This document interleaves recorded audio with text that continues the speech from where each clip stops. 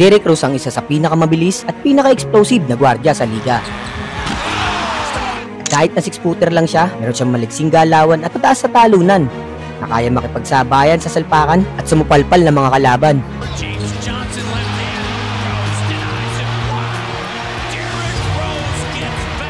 At sa edad niya na 22, siya ang pinakabatang naging MVP sa buong NBA history. Ito ang kwento ni Derrick Rose. Tara, kwentuhan muna tayo. Matapos ang makinang niya na karera sa high school at college, napili si Derrick Rose ng Chicago Bulls bilang first overall pick sa ginanap na 2008 NBA draft. At sa unang taon pa lang niya sa liga, ang dami niya na agad pinahirapan. Sa rookie season niya, i-average 17 points, 6 assists and 4 rebounds at dinala ang Bulls sa playoffs. Para siyang si Anthony Edwards nung era niya. Ganun siya kabisa. Kasi mapa-isolation, pick and roll, fast break, clutch moment, o kahit anong klaseng sitwasyon, basta may makita siya kahit maliit lang na pagkakataon, talagang papasukin niya yun. Kaya pagdating ng playoffs, pinangunahan niya agad the Bulls laban sa dating defending champion na Boston Celtics. Umiskor agad siya ng 36 points at 11 assists at nakuha niya ang record na may pinakamalaking puntos na nagawa ng isang rookie sa kasaysayan ng NBA. Bagamat natalo sila sa Game 7 sa serye ng 4-3, dahil sa ipinakita ni Rose na solidong performance at leadership niya sa laro, hinirang siya bilang Rookie of the Year. Diyan pa lang, masasabi mo nang kakaiba talaga to si Derrick Rose.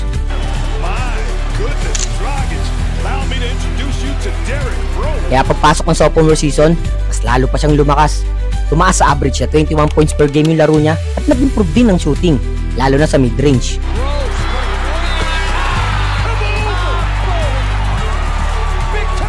Napili pa nga siya para makapaglaro sa NBA All-Star Game. Siya lang yung bukod tanging player ng Chicago na naimbitahan mula pa ng panahon ni Michael Jordan. Mabilis, mas agresibo, at mas naging kumpiyansya siya sa bawat drive to the basket. At sa kabila ng injury problem ng team, pinangunahan niya pa rin ng Chicago sa back-to-back playoffs appearance at tumaas pa yung numbers, 27 points per game. Pero sa huli, tinalo pa rin sila ng Cubs sa pangunguna naman ni LBJ. Kaya yung pagkatalo niya na yon, nagsilbing inspirasyon yun para bumawi pa sa susunod na taon. Kaya pagpasok ng 2011 season, yung dating Derrick Rose ay nag-evolve mula sa pagiging rising star patungo sa isang ganap na superstar. Offensively, unstoppable na siya that time. Meron nga siyang galaw na akala mo to take time, pero biglang pipitik ang hesi crossover. Either spin move acrobatic layup o minsan nga poster dunk pa.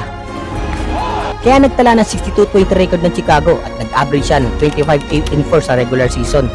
Ang resulta, number 1 uli sila sa liga. Pero pagtungtong naman nila ng Eastern Conference Finals, nakaharap nila ang Big 3 ng Miami. Si D-Wade, si Chris Bosh, at si LeBron James na naman. Kaya hindi na siya nag-aksaya ng panahon at kumana agad si D-Rose ng 28-6-6 at sinelyuan ng laban sa Game 1 sa score na 82-103. But despite of all his effort, sa Game 2 hanggang Game 4 ng laban, hindi nila kinaya ang pwersa ng Big 3 at nailaglag sila sa series na 4-1. Pero sa pagtatapos naman ng season at sa edad niya na 22, tinanghal siya bilang MVP. Siya ang pinakabatang MVP sa buong NBA history. Yung Game 1 blowout win at Game 5 heartbreak, naging classic moment yun sa modern NBA history. Pero alam mo ba, ito na rin yung huling playoff run ni Rose sa peak form niya. Dahil sa sumunod na season, patuloy pa rin naman ang pag-arangkada ng Bulls at ng karera ni Derrick Rose. Actually, top seed uli sila sa liga, pero nagbago ang lahat sa Game 1 ng playoffs kontra sa Philadelphia. Sa nalalabing minuto kasi ng laban, hawak na ng Chicago Bulls ang kalamangan, 99-87. At sa gitna ng tensyon sa loob ng court, sumalaksak siya gamit yung Eurostep. Pero paglapag, may kitang paika-ika na siya naglakad bago siya tuluyang bumagsak. Napahiga at napasigaw na nga lang siya at halos hindi na makagalaw. Yun pala, napunit na yung ACL niya sa tuhod sa parting kaliwa. Biglang binalot ng katahimikan ng buong harina. Parang huminto yung mundo ng liga. Kasi sa isang iglap, ang karera ni Derrick Rose ay dumaan sa pinakamalaking pagsubok ng kanyang pangarap. Dahil sa nangyari sa kanya, 39 games nang nalaro niya at hindi na siya nakapaglaro pa ng buong taon at buong 2013 season. Pero matapos siya makapagpahinga at makarecover sa matinding injury, nakabalik din sa wakas si Derrick Rose. Pero 10 laro pa lang siya sa season, nadali na naman, but this time, sa kanang tuhod naman.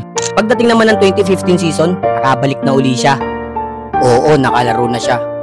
pero di na katulad ng dati. May mga flashes pa rin naman ng old throws, pero ang high flyer at acrobatic finisher na nakilala natin, bihira mo na lang makikita. Pero kahit may iniinda, nadala pa rin naman niya ang Bulls sa playoffs. At dito niya binitawan ang isa sa pinaka-epic moment ng karir niya. Sa laban ng Game 3 versus Cubs, nagpakawala ng buzzer beater 3-point shot si Derrick Rose na nagresulta ng pagkapanalo nila sa laban.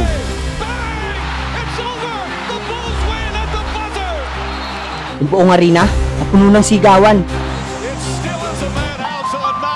But despite of all his effort, talo pa rin sila ng Cubs sa series na 4-2. Dahil dyan, nagdesisyon na yung management ng Bulls na i-trade na siya sa New York Knicks, isang senyales na tapos na ang kanyang era sa Chicago. Matapos lumipat sa Knicks, sa Cubs at sa Minnesota ni Derrick Rose, marami nagsasabing, wala na yan, kinalawang na yan, laos na yan. Paano ba naman? 3 beses na operahan sa tuhod, ilang beses na injured yung kamay, likod, groin, muka, halos lahat na. Sino pa naman ang hindi hihina, di ba? Kaya hindi biro lahat ng mga pinagdaanan ni Derrick Rose. At ang nakakabilib pa doon, sa kabila ng kaliwat kanang injury at paulit-ulit na recovery na pinagdaanan niya, hindi siya basta-basta sumuko. Kasi kung nangyari yon, edi sana hindi natin nakita yung isa sa pinakamakasaysayang laro niya sa post-injury career niya.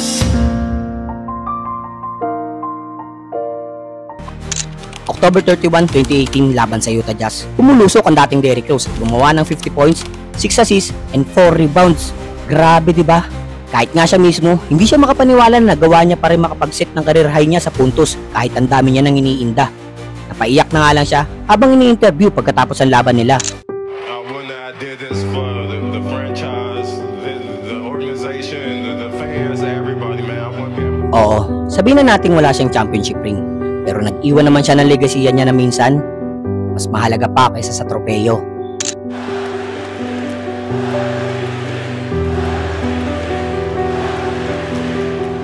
At noong September 26, 2024, sa edad niya na 36, naglabas si Derrick Rose ng mensahe niya sa social media para sa pagre-retiro niya sa liga. At itong January 5, 2025, sa halftime ng laban ng Bulls versus Knicks, binigyan siya ng tribute ng buong Chicago bilang pasasalamat sa lahat na naiambag niya, hindi lang sa team, kundi sa buong lungsod ng Chicago. At dito na rin sinabi ng management ng Bulls ang plano pagre-retiro ng jersey number 1 ni Derrick Rose sa 2025 to 2026 season. Ikaw ba ya? May player ka pa ba na gusto mong pa natin mapag-usapan? Comment mo lang dyan ya, dahil dito kay Yamak, bawat laro may kwento.